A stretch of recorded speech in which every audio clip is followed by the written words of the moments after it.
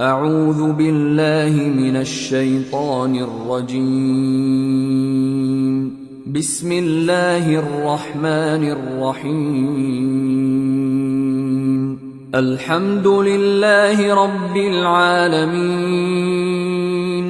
الرحمن الرحيم مالك يوم الدين إياك نعبد وإياك نستعين اهدنا الصراط المستقيم صراط الذين أنعمت عليهم غير المغضوب عليهم ولا الضالين.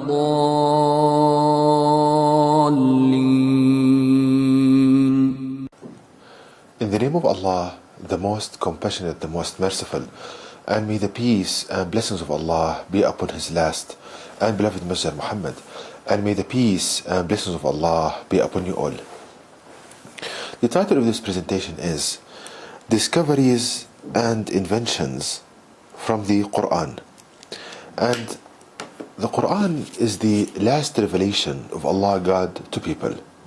So in this presentation I will show matters that the Qur'an spoke about and that modern science failed to reach. So discoveries and inventions from the guidance of Allah God Almighty in the Qur'an, the words of Allah God Almighty. Future of transportation. Now, what do I mean by this? Now, if we want to move from one way to another or to carry goods from one place to another, we use either the car or the plane or the ship. Now, what's the future of this? Will we continue being transported from one location to another using these methods, or is it something else? The Quran, in 3 verses, the Quran gives us the future of transportation. So let's start. The first verse in chapter 27, verse 38, which reads, He said, O chiefs, which of you can bring me her throne before they come to me, surrendering themselves in obedience? Here, in this Quranic verse, Prophet Suleyman, peace be upon him, is asking people in his council to bring him the throne of the king of Saba, a kingdom which was now in Yemen, which is called Yemen nowadays. So he wanted to transport her throne from Yemen to Palestine. Now, just to take some facts here. Here we have Yemen, and here we have Palestine. He wanted to transport her throne. Here is a picture of her throne, what's left of it nowadays. As you can see, it has a mass of more than 20,000 kilograms. Its mass, more than 20,000 kilograms, 20 tons. He wanted that throne to be transported a distance more than 2,000 kilometers. He wanted to for this transport to be done. So let's go back to the verse. The answer came from one subject or someone who was in the council. Here we have it.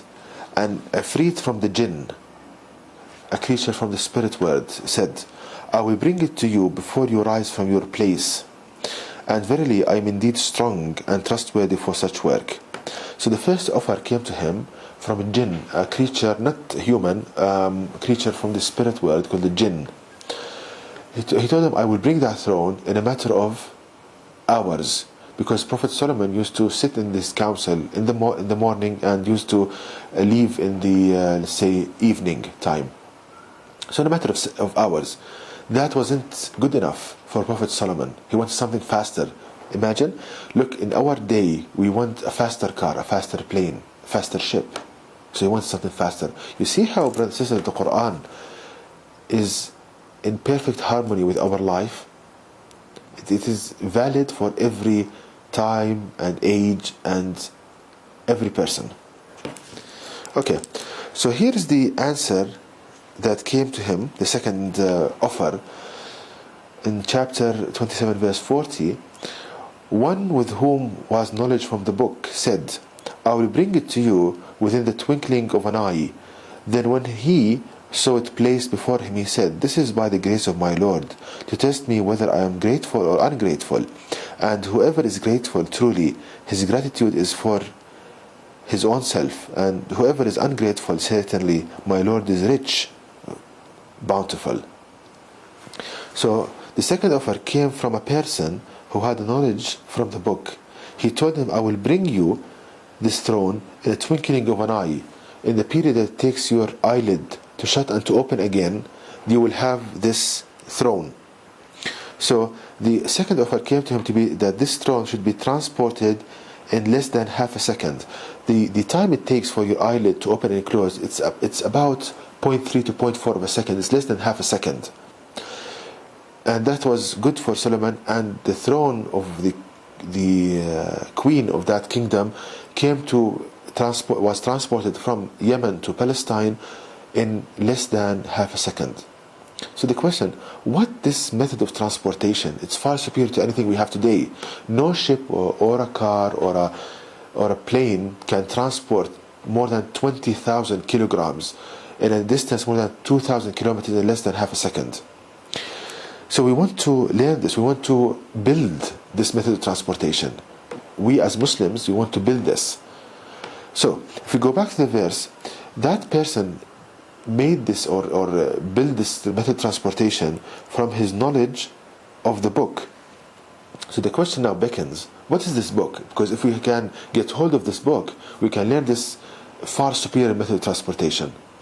The answer to what is this book is in the Quran as well. If we go to verse number 4 of chapter 3 of the Quran, this translation, it is He who has sent down the book, the Quran, to you with truth, confirming what came before it, and He sent down the Torah and the Injil. So here Allah is telling us that He sent down the book, which is the Quran, to Prophet Muhammad, peace be upon him. And He also, Allah says, He sent down the Torah, which is the revelation was given to Prophet Moses, peace upon him, and the Injil, the revelation which was given to Prophet Jesus, peace upon him. So, look, the book defined here, and if you go back to the verse, knowledge from the book. So, the book and the book, which means that that person who built this transportation theory, transportation device or vehicle, had his knowledge from the book, which is the Quran. Now somebody might ask, okay, in the time of Prophet Solomon, Prophet Muhammad was not sent yet, so how can there be a Quran at that stage? Okay, now the revelations that Allah gave to Prophet Abraham, Prophet Jesus, Prophet Moses, all of these revelations, they are parts of the Quran. Parts of the Quran which was necessary for the people of that time and day and age. Now, we have the complete revelation. This is the complete knowledge that Allah wants to teach us as humans. So, it's valid that in the time of Solomon, that person which was in his council, from knowledge of part of the Quran, he built that transportation vehicle or method to transport this throne. So, if we ponder upon the Quran, we can learn this method of transportation that was able to transport this huge mass, this long distance in less than half a second. So we need to ponder upon the Quran, and let's make a research team, and I'll be honored to be in the center of this team. So ponder upon the Quran. When Allah guides you to certain ideas, send them to me by email, and let's collaborate. Because if we have a network, we will make more and more kind of the output will increase.